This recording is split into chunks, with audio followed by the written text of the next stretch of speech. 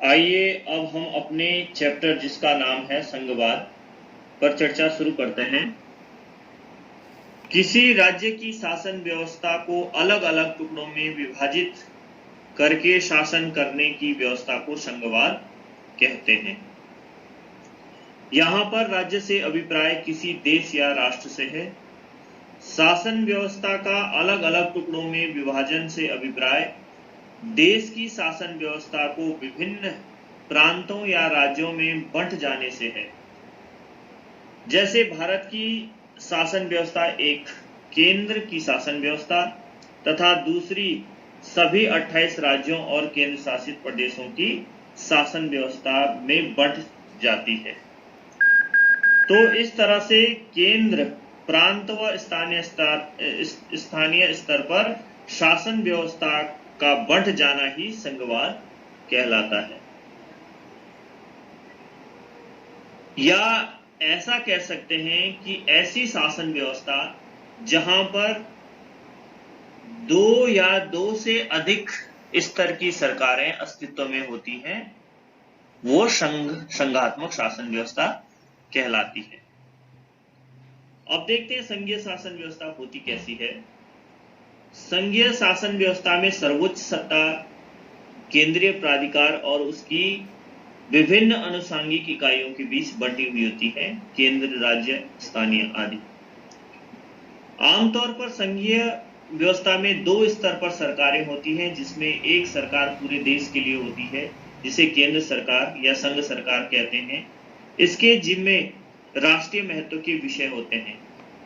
ये विषय आपस में बटे हुए होते हैं, केंद्र के विषय, राज्य के विषय और समवर्ती विषय।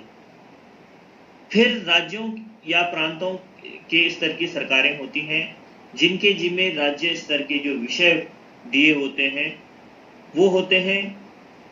दोनों सरकारें अपने अपने स्तर पर स्वतंत्र होती है और अपने जो विषय होते हैं उन पर कानून बनाने का अधिकार स्वतंत्र रूप से होता है। हमारे देश में जैसे संघीय विषय, सेना, अंतर्राष्ट्रीय मामले, इस तरह से जैसे राज्य के विषय, पुलिस और बहुत सारे विषय इस तरह से हैं। तो ये पहले से ही विषय बंटे हुए होते हैं। इस समय दुनिया में जो प्रमुख संघीय व्यवस्था वाले देश हैं उनमें भारत, अमेरिका, बेल्जियम और कनाडा प्रमुख देश हैं। तो ये थी संघीय व्यवस्था। इसके ठीक उलट या विपरीत एक और व्यवस्था होती है जिसे एकात्मक शासन व्यवस्था कहते हैं। तो दो प्रकार की शासन व्यवस्थाएं अस्तित्व में है, संघात्मक और एकात्मक। एकात्मक शासन व्यवस्था संघीय शासन व्यवस्था के ठीक उलट होती है। एकात्मक शासन व्यवस्था में शासन का एक ही स्तर होता है और बाकी इकाइयां उसके अधीन होकर काम करती हैं। यानी कि केंद्र सरकार मुख्य होगी और जो राज्यों स्तर की या स्थानीय स्तर की जो इकाइयां होंगी वो जो केंद्र सरकार होगी उसके अधीन काम करेगी, किसी तरह से कोई स्वतंत्रता नहीं होगी। तो इस तरह से ये एकात्मक शासन व्यवस्था है। वर्तमान समय में श्रीलंका और ब्रिटेन आदि देश एकात्मक शासन व्यवस्था के प्रमुख उदाहरण हैं। तो इस तरह से संघीय शासन व्यवस्था और एकात्मक शासन व्यवस्था का हमने अध्ययन किया।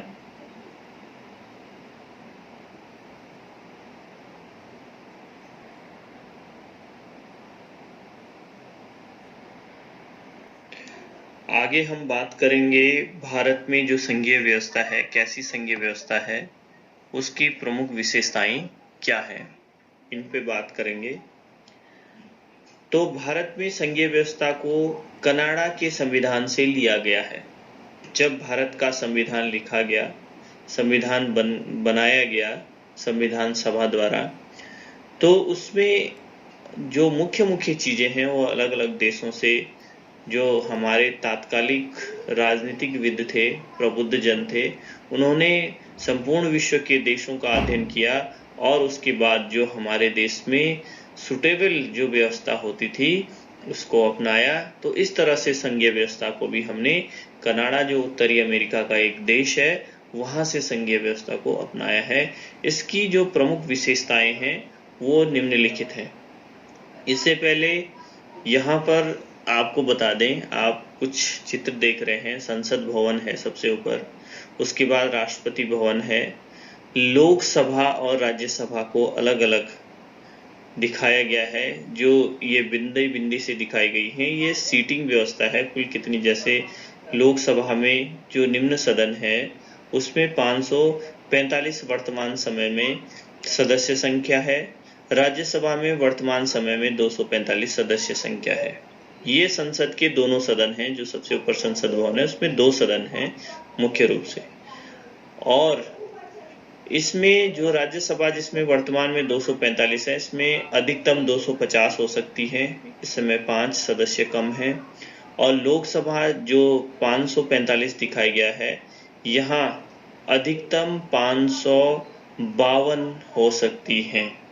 इस तरह से ये लोकसभा और राज्यसभा। तीसरा जो एक दिखाया गया है राष्ट्रपति भवन, क्योंकि हमारे यहाँ जो संसद है उसके 3 अंग प्रमुख हैं, लोकसभा, राज्यसभा और राष्ट्रपति। कोई भी कानून जब हमारा बनता है, जब हमारे संसद के अंदर कोई भी प्रस्ताव आता है, तो जब वह कानून के रूप में तैयार होता है तो उसमें लोकसभा और राज्यसभा और अंतिम रूप से राष्ट्रपति की मोहर लगती है, तब वह जो है कानून बनता है। तो आपको सबसे पहले भारत की जो संघीय व्यवस्था है उसकी विशेषता बता दें। भारत में लिखित और कठोर संविधान बनाया गया है। आपको पता होना चाहिए कि भारत में जो संविधान है वो पूर्ण रूप से लिखित है, हस्तलिखित। और यह संविधान 2 वर्ष 11 माह 18 दिन में बन करके तैयार हुआ था। इसमें वर्तमान समय में 441 अनुच्छेद, 12 अनुसूचियां तथा 22 भाग हैं।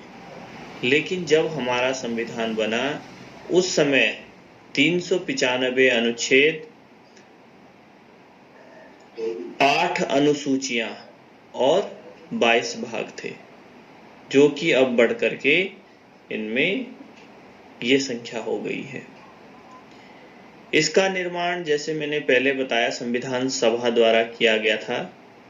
संविधान कठोर है क्योंकि इसका संशोधन विशिष्ट प्रक्रिया द्वारा किया जाता है। जब संविधान का हमें संशोधन करना होता है जो लिखा हुआ है पहले से, तो इसमें बहुत कठोर विशिष्ट प्रक्रिया अपनाई जाती है, इसलिए ये कठोर माना जाता है। संविधान संशोधन में केंद्र तथा राज्य दोनों सरकारों की समान भूमिका होती है। तो इस तरह से हमारा जो संविधान है वो लिखित है और कठोर है। इसकी सबसे प्रमुख विशेषता ये है। दूसरी विशेषता है हमारे संविधान की शक्तियों का विभाजन। हमारे संविधान में, जैसा कि संघीय व्यवस्था हमने अभी पढ़ी, 2 स्तर की हमने सरकारें अपने यहाँ होती हैं संघीय व्यवस्था में। तो यहाँ पर जो शक्तियां हैं उनका विभाजन किया गया है।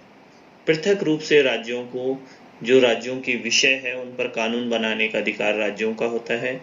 जो केंद्र के विषय होते हैं उस पर कानून बनाने का अधिकार केंद्र की सरकार को होता है। संविधान द्वारा केंद्र तथा राज्यों में शक्तियों का विभाजन किया जाता है। इस संबंध में 3 सूचियां बनाई जाती हैं। जिस सूची पर केंद्र सरकार को कानून बनाने का अधिकार होता है उसे केंद्र सूची कहते हैं या संघ सूची के विषय कहते हैं।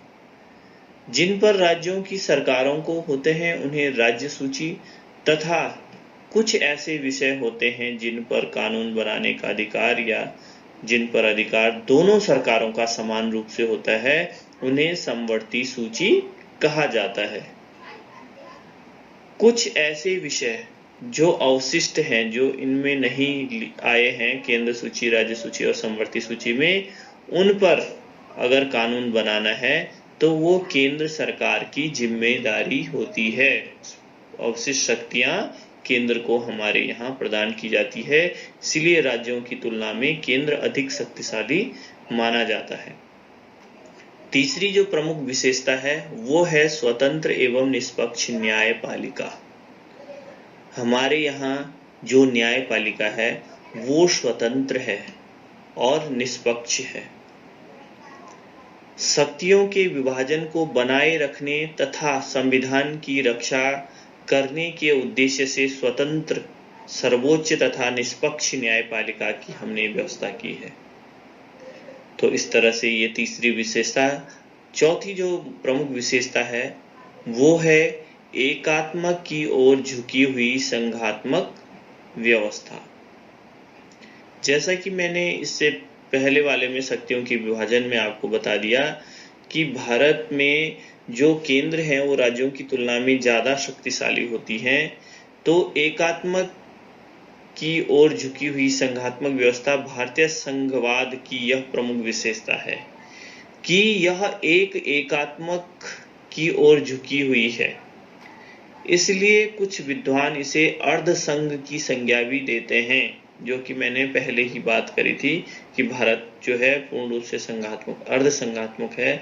तो कुछ ने इसके शरीर को संघ को एकात्मक की संज्ञा प्रदान की है। ये थी तीसरी इसकी प्रमुख विशेषता। चौथी इसकी जो प्रमुख विशेषता है वो है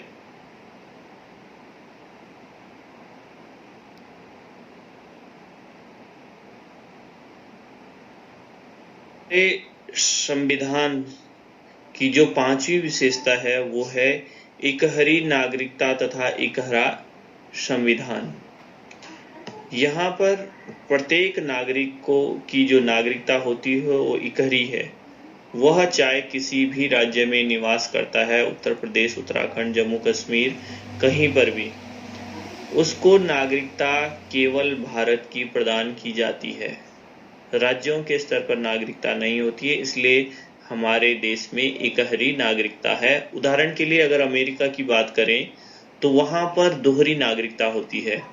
अगर कोई व्यक्ति टेक्सास का रहने वाला है तो वह व्यक्ति कहेगा कि मैं टेक्सास अमेरिका का निवासी हूँ, अगर नागरिक हूँ। अगर कोई व्यक्ति कैलिफोर्निया में निवास करता है वो कहेगा मैं कैलिफोर्निया अमेरिका का नागरिक हूँ। लेकिन भारत में कभी भी कोई व्यक्ति ये नहीं कह सकता कि मैं उत्तराखंड भारत का नागरिक हूँ, वो केवल भारत का नागरिक होता है। तो भारतीय संघ में अन्य देशों की संघात्मकता के विपरीत इकहरी नागरिकता तथा इकहरे संविधान की व्यवस्था है। अगली जो इसकी विशेषता है वो है राज्यसभा में राज्यों का असमान प्रतिनिधित्व। राज्यसभा में राज्यों का असमान प्रतिनिधित्व ये किस तरह से है?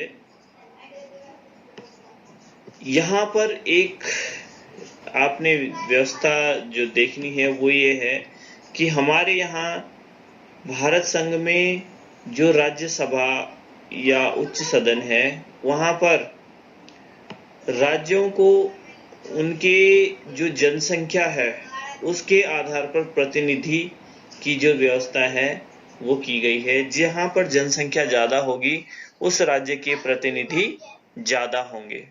छोटे राज्यों की तुलना में बड़े राज्यों को अधिक प्रतिनिधित्व है। तो इस तरह से हमारे संविधान की एक विशेषता है, संघवाद की एक विशेषता है राज्यसभा में राज्यों का असमान प्रतिनिधित्व। अगला जो है वो है राज्यों को अपनी भाषा तथा लिपि बनाए रखने का अधिकार। भारत में राज्यों को अपनी संस्कृति, भाषा तथा लिपि को बनाए रखने का पृथक अधिकार है। किसी राज्य को उसकी इच्छा के विपरीत अन्य भाषा को थोपा नहीं जाएगा। तो ये रहे भारत में जो संघवाद है, संविधान है, उसकी प्रमुख विशेषताएं। और आप देख रहे हैं यहाँ पर भारत का मानचित्र, यहाँ पर अलग अलग राज्य, ये थोड़ा पुराना है, इसमें जम्मू कश्मीर को एक दिखाया गया है और इस तरह से जो तेलंगाना और आंध्र प्रदेश है उसको एक दिखाया गया है। तो इस तरह से ये भारत के अलग अलग संघ इसमें दिखाए गए हैं। और इस समय आपको बता दें कि 28 संघ और 9 केंद्र शासित हमारे यहाँ राज्य वर्तमान समय में हैं। और इसमें बगल में आप देख सकते हैं आदर्श राजकीय इंटर कॉलेज दौलत राम रवाल्टा, राजकीय इंटर कॉलेज नौगांव का वर्तमान स्टाफ। इसमें हमारे समस्त जो टीचर हैं वो आपको दिखाई दे रहे हैं। और इसी के साथ ये टॉपिक पूरा हुआ। आगे हम बात करते हैं संघ सरकार एवं राज्य सरकार के बीच विधायी शक्तियों के बंटवारे की जो 3 सूचियां हैं उनके विषय में। संविधान में विधि या कानून निर्माण करने में से संबंधित जो विषय है उनकी 3 सूची बनाई हुई है। इन 3 सूचियों को बनाने का उद्देश्य केंद्र और राज्य की सरकारों के मध्य विधि निर्माण संबंधी अधिकार क्षेत्रों को विभक्त करना है। ये सूचियां आपके सम्मुख हैं। पहली है केंद्र सूची। इस सूची के अंतर्गत उन विषयों को रखा गया है जिन पर केंद्र सरकार ही कानून का निर्माण कर सकती है। संघ सूची। ये विषय बहुत महत्वपूर्ण एवं राष्ट्रीय स्तर के होते हैं। संघ सूची में वर्तमान में 97 विषय हैं। इस सूची के जो प्रमुख विषय उनमें से रक्षा, वैदेशिक मामले, युद्ध, संधि व बैंकिंग आदि प्रमुख हैं। दूसरी जो सूची है वो है राज्य सूची। इस सूची के अंतर्गत उन विषयों को रखा गया है जिन पर राज्य सरकारों को कानून बनाने का अधिकार होता है। मूल संविधान में इस सूची में 66 विषय थे, परंतु 42वें संविधान संशोधन के उपरांत अब इस सूची में 62 विषय रह गए हैं। इस सूची के प्रमुख विषय पुलिस, न्याय, कृषि, स्थानीय स्वशासन आदि हैं। तो इस तरह से ये राज्य की सूची हो गई। अगली सूची जो है समवर्ती सूची है। इन विषयों पर राज्य एवं केंद्र दोनों सरकारों को कानून बनाने का समान अधिकार है, परंतु ध्यान रहे यदि मतभेद की स्थिति होती है केंद्र और राज्य के बीच में तो संघ सरकार के कानून को प्राथमिकता दी जाएगी। संघ सरकार जिस कानून को कहता है उसको प्राथमिकता दी जाएगी, यानी कि संघ यहां पर शक्तिशाली होता है। मूल संविधान में इस सूची में 47 विषय थे, परंतु अब इस सूची में 52 विषय हो गए हैं। इस सूची के प्रमुख विषय फौजदारी, विधि प्रक्रिया, शिक्षा, विवाह, न्याय, वन आदि प्रमुख हैं। इसके अलावा इन 3 सूचियों के अलावा एक और सूची होती है जिसके अंतर्गत अवशिष्ट विषय आते हैं, जो छूटे हुए विषय हैं जो इन सूचियों में उल्लिखित नहीं है। ऐसा अगर कोई विषय आता है तो यदि इस तरह से उपयुक्त तीनों सूचियों में सम्मिलित न हो तो वह अवशिष्ट विषय कहलाता है और उस विषय पर कानून बनाने का अधिकार केंद्र सरकार या संघ सरकार को है।